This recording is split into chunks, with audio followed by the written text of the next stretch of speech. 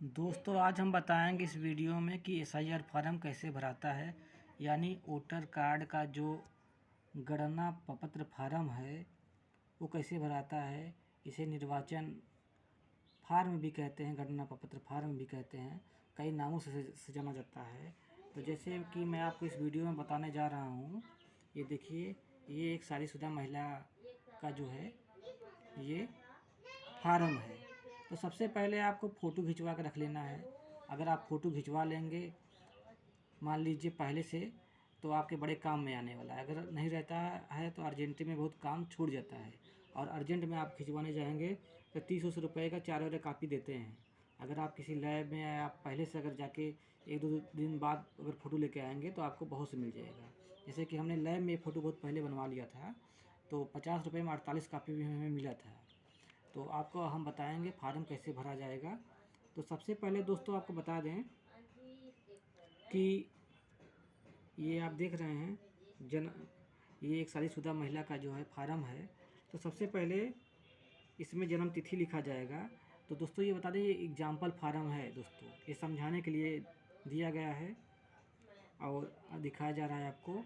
और ये यूट्यूब की गाइडलाइन के अनुसार, यूट्यूब फेसबुक की गाइडलाइन के अनुसार ये एक जो है एग्जाम्पल फार्म है। इसमें बस क्या है कि आपको बताया जा रहा है, इसमें जिस व्यक्ति का ये फार्म है इसमें नाम वाम जो है सब उसका नाम नहीं है, एक दूसरा नाम है, चाहे आधार कार्ड हो चाहे मोबाइल नंबर हो। समझाने के लिए दिया गया है कि आप समझ सकें, क्योंकि आजकल के समय में फ्रॉड 420 बहुत ज़्यादा हो जाता है, साइबर अटैक हो जाता है, लोगों का बैंक अकाउंट खाली हो जाता है। इस वजह से इसमें नाम, नंबर, आधार नंबर एक मिथ्या है, बस ये समझाने के लिए। तो बात अब शुरू करते हैं कैसे फार्म भराएगा। तो दोस्तों ये जन्म तिथि है, इसमें ये लिखा गया है 1/1/2000 यानी 1 जनवरी 2000। तो फिर इसमें लिखा है आधार कार्ड संख्या। तो दोस्तों आप देखेंगे अगर जो आपका आधार कार्ड संख्या है तो उसमें जो नंबर आधार कार्ड में जो नीचे होता है, तो आप अपने आधार कार्ड का नंबर देख के उसको लिख लीजिएगा। नंबर देख के लिख लीजिएगा। ये एक ऐसे टेम्परेरी ऐसे नंबर ऐसे ही डाल दिया है हमने आपको समझाने के लिए। एक बात और आपको बता दें दोस्तों, अगर आपका निर्वाचन कार्ड में अगर मान लीजिए नाम गलत है तो बीएलओ का कहना है कि अगर गलत नाम है तो आप गलत ही नाम डालें, भले वो आधार कार्ड पे सही हो। और इसे आपको समझा दे रहे हैं हम, अगर आधार कार्ड पर नाम सही है और वोटर कार्ड में गलत है तो आप गलत नाम डालिए। अगर मान लीजिए बहुत में वोटर कार्ड में सही नाम है तो आप सही नाम डालिए, भले वो आधार कार्ड पे गलत हो। तो उसका वो सब बाद में जो है सुधार उधार होगा। फिलहाल अभी के लिए यही सब चीज़ें हैं कि अगर मान लीजिए जन्म तिथि में अगर गड़बड़ है, वोटर कार्ड में नाम गड़बड़ है, पता गड़बड़ है, तो जो गड़बड़ है वही डालिएगा जो आपके आधार कार्ड पे है। तो इस चीज़ का जो है कि आदेश मिला है, तो आदेश के अनुसार जो है आपके वोटर कार्ड पे जो पड़ा है नाम, जन्म तिथि, आप वही डालिएगा। हालांकि अगर वो भले कितना भी गलत है, अगर आपके आधार कार्ड में अच्छा है तो ये नहीं कि आप आधार कार्ड वाला डाल देंगे, आदेश से ही मिला है। तो इस चीज़ का याद रखिएगा। तो हमने ये बता रहे थे हम, ये आप मान लीजिए आधार कार्ड जो है संख्या जो है नंबर ध्यान से डाल दीजिएगा, कोई अंक जो है गड़बड़ाए नहीं। फिर दोस्तों मोबाइल नंबर वह आप डालिएगा जो हमेशा चालू रहता है। आजकल के समय में रिचार्ज ख़त्म होते ही इनकमिंग बंद हो जाता है। और 10-15 साल पहले जो है, 15 साल पहले ये सब समस्याएं नहीं थी।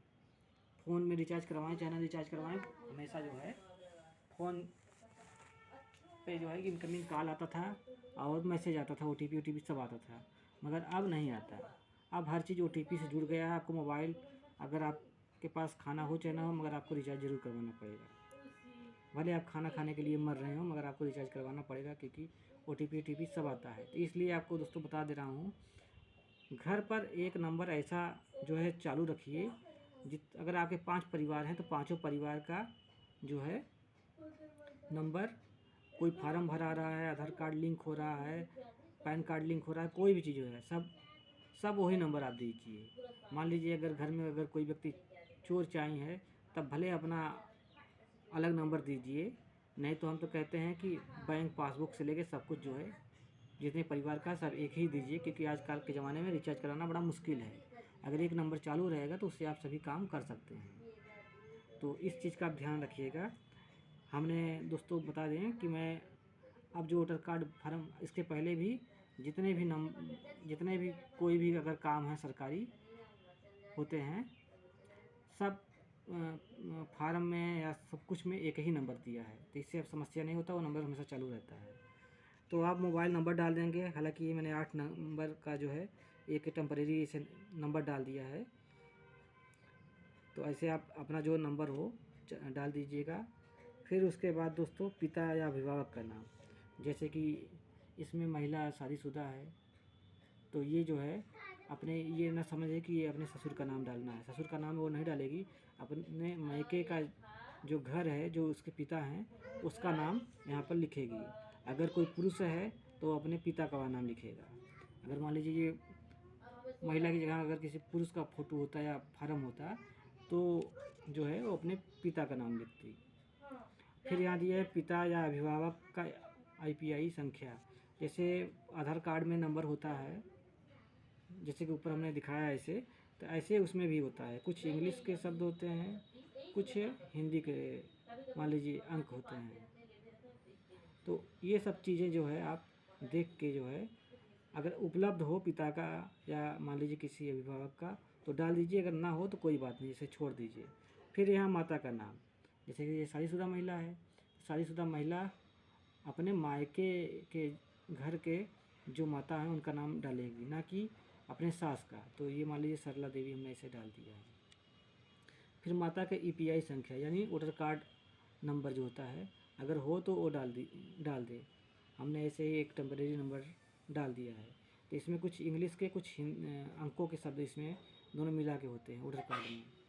तो फिर इसमें अगर मान लीजिए जैसे कि महिला का है, तो महिला अगर मान लीजिए शादीशुदा है तो ये अपने जो है पति का नाम डालेगी। अगर मान लीजिए महिला का शादी नहीं हुआ है तो इसे छोड़ देगी। अगर कोई पुरुष का ये फार्म है तो पुरुष जो है अगर शादीशुदा है तो वो अपने पत्नी का नाम डालेगा। अगर उसकी शादी नहीं हुई है तो वो जो है तब वह जो है क्या करेगी, कुछ भी नहीं डालेगी। अगर शादीशुदा नहीं है तो नहीं डालेगी।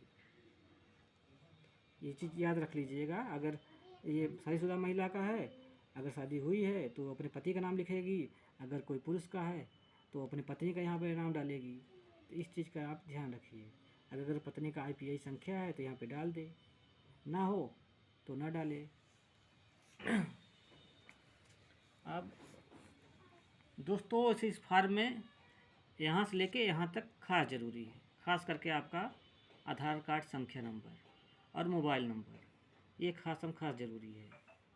और मान लीजिए यहाँ तक आपका कंप्लीट हो गया, मान लीजिए पति या पत्नी का IPI संख्या नहीं है तो उसे छोड़ दे। और फिर बात आती है, मान लीजिए अगर आपका 2003 में के लिस्ट में जो है कि आपका वोटर कार्ड है तब का बना है या उसके पहले बना है, मान लीजिए 2003 की लिस्ट में अगर आपका नाम है तो ये वाला कॉलम जो है उसे भरना होगा। अगर मान लीजिए 2003 में नहीं है, बाद का है, तब इसमें में भरना होगा। अगर नहीं कुछ में है तो इसे आप छोड़ दीजिए, कोई इससे समस्या नहीं है। इसमें आपको बता दे रहे हैं, इसमें जो है कि वह अपने पिता का नाम डालेगा, फिर पिता का API संख्या, फिर इसमें संबंधी का नाम लिखेगा, फिर इसमें संबंध में जो है कि अपने दादा का नाम दादाजी लिखेगा। तो इसमें जो है कि अपने रिश्तेदार नातेदार का जो है नाम डलाता है। हालांकि इसे आप छोड़ दीजिए, इस पर मत ध्यान दीजिए, जाने दीजिए। अगर मान लीजिए 2003 की लिस्ट में अगर आपका नाम है तो इसमें निर्वाचक का नाम, जैसे मान लीजिए इस महिला का नाम सुनीता है तो आपको यहाँ पे सुनीता लिखना होगा। ठीक, फिर आप API संख्या, जैसे इसमें दिया है API संख्या, ये वोटर कार्ड में होता है, तो यहाँ पे वो API संख्या वो भर देगी, इसमें हमने नहीं डाला है। फिर मान लीजिए अगर वो महिला का मान मान लीजिए शादी हुआ है तो संबंधी का नाम अपने जो है कि पति का नाम लिखेगी, संबंधी का नाम। जैसे मान लीजिए इसमें विकास लिखा है और संबंध क्या है, पति का है। अगर मान लीजिए ये महिला शादीशुदा ना होती तो संबंधी का नाम क्या लिखती, ये पिता का नाम लिखती। याद रखिए ये 2003 के लिस्ट में अगर होगा तब इसको भरना है, मतलब उस लिस्ट में मतलब आपके साथ उस व्यक्ति का भी नाम होना चाहिए, चाहे माता हो, चाहे पिता हो, चाहे पति हो। मान लीजिए शादी अगर पहले हुई है जो 30-35 साल पहले, तो अगर मान लीजिए बना है तो उसका पति का नाम मिलेगा, नहीं तो यहाँ उसे अपने पिता का विवरण देना पड़ेगा। तो ये जान लीजिए कुंवारे लोग हैं उनके लिए पिता माता का विवरण देना होगा। अगर जो शादीशुदा हैं तो उनको जो है अपने पति का देना होगा, अगर 2003 की लिस्ट में है।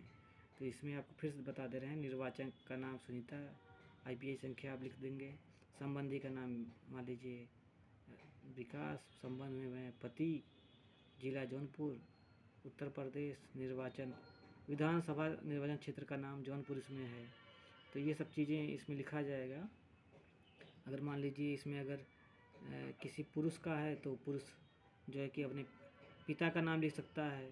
मान लीजिए संबंधी का नाम, जैसे संबंधी के नाम में आप राकेश लिख सकते हैं, जैसे कि अगर उसके पिता का नाम है, फिर संबंध पिता लिख सकता है।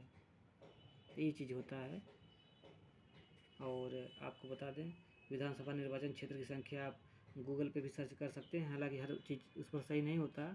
तो इसमें विधानसभा 366 है और भाग संख्या आपको बता दें 383। तो इसमें देख सकते हैं 383 ये भाग संख्या है, ये देखिए भाग संख्या। और फिर इसमें देखिए क्रमांक संख्या जो वोटर लिस्ट में जो नंबर होता है 1054। तो इसमें देखिए 1054 ये ऐसे भर दिए हैं। और अब सबसे एक ज़रूरी और चीज़, मान लीजिए अगर किसी के पत्नी का या भाई का या चाहे जो भी है, अगर वो घर पर नहीं उपलब्ध है, देश प्रदेश चला गया है या बीमार है कहीं और चला गया है, तो उसके संबंध में जो उसका फार्म मान लीजिए BLO को दे रहा है तो वो जो है अपना साइन कर सकता है। जैसे कि मेरा नाम विकास है, हमारी पत्नी घर पे नहीं थी तो मैंने ये फार्म भर के या BLO से भरवा के फिर हमने जो है अपना साइन करवा दिया। तो यहाँ आगे आपको लिखना होगा कि पति, हम लोग उसके पति हैं, आप साइन करके दे दीजिए। फिर यहाँ आपको BLO देगी। इसमें का 2 फार्म मिलता है, एक फार्म अपने पास, उसमें भी BLO को साइन करवा के रखवा लीजिए। तो इस प्रकार से ये फार्म जो है भराएगा, आपको हमने बताया है। इस चीज़ को याद रखिए। इसमें जो है कि अगर मान लीजिए कोई भी है उसके घर का परिवार तो वो अपना साइन कर देगी। अगर मान लीजिए महिला होती तो यहाँ पर वो अपना खुद साइन करती, तब यहाँ पति उति की कुछ लिखने की ज़रूरत नहीं होता। मगर जब अगर आपके घर का कोई व्यक्ति नहीं मौजूद है तो उसका अगर भाई है या बहन है या पिता है या बेटा है तो ये फार्म में जो है उसका नाम अपना लिख के संबंध जाहिर करना होगा। तो दोस्तों वीडियो अगर अच्छा लगे तो यूट्यूब चैनल को सब्सक्राइब कीजिएगा, फॉलो कीजिएगा। फेसबुक पे देख रहे हैं तो फेसबुक पेज को फॉलो कीजिएगा, लाइक कीजिएगा, शेयर कीजिएगा। कहिए तो एक बार फिर से हम बता दें, बस मेन ज़रूरी यही चीज़ है कि इसमें जन्म तिथि आप लिख दीजिए, आधार कार्ड संख्या लिख दीजिए, यहाँ पर मोबाइल नंबर लिख दीजिए, फिर पिता का नाम लिख दीजिए, चाहे शादीशुदा महिला हो चाहे कुंवारा हो व्यक्ति हो, वो उसको अपने पिता का ही नाम लिखना है, ना कि ससुर या सास का। तो इसमें ये चीज़ है। और फिर बाद में माता का नाम लिख दीजिए। इतना अगर आप लिख दे रहे हैं इतना कुछ तो भी चल जाएगा। बाकी ये जो ये 3 खाने हैं, 1 2 3, अगर इसमें अगर आप नहीं भी लिखेंगे फिर भी चल जाएगा। बस आप यहाँ पे एक साइन करवा दीजिए। अगर आप खुद अगर दे रहे हैं, अगर नहीं अगर आप दे पा रहे हैं तो आप जो है किसी अपने आपका संबंधी दे रहा है तो अपना साइन कर दे और अपना संबंध लिख दे कि जिसका वो दे रहा है वो बेटा लगता है या पति लगता है, क्या लिखता है, आपका साइन करने के बाद दे दें। तो दोस्तों ऐसे ही फार्म भराएगा, इसमें कोई परेशानी समस्या नहीं है। फिर मिलेंगे नए वीडियो में, तब तक के लिए बाय बाय। दोस्तों चैनल को सब्सक्राइब, लाइक, शेयर जरूर करिएगा, भूलिएगा मत। मैं नए नए टॉपिक वीडियो लाता रहता हूँ।